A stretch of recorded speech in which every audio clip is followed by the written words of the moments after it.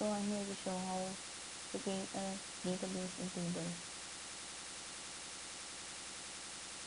First, kailangan dapat may sum kayo.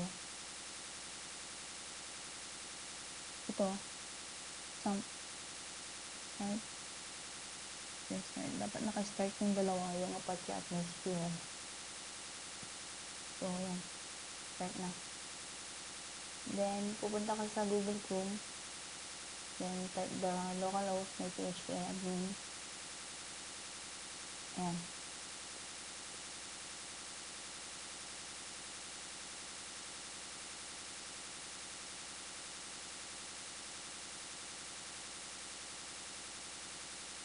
Dito tayo mag-create ng database at tables. Then, dito, menu. Create tayo ng database. Lalagay natin dito yung database name natin. Sa akin may DB. Yan. Then, create. Database manage. May DB has been created. Then, dito, may DB. Then, dito na tayo gagawa ng table. Table name ko ay DBL my DB. Yan. Number of columns. Bali sa akin, 6. Then, go.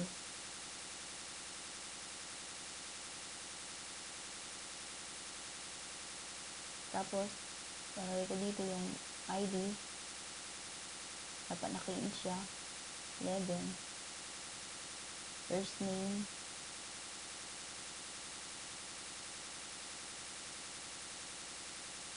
Barger siya dapat. Ayan, red.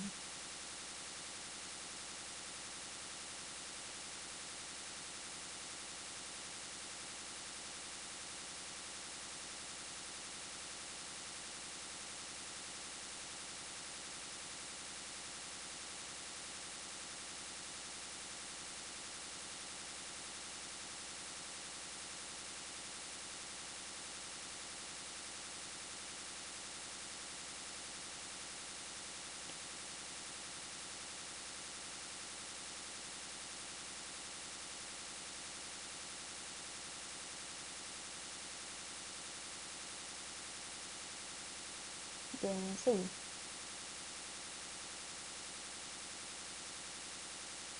Ayan. So, may nagawa na tayong table. Pero kailangan dapat yung ID naka-primary siya. Ayan, primary. Then, dapat naka-auto-increment din siya. Dito sa may change. Yun. Auto-increment. AI. Checkbox. Then, save. Ayan.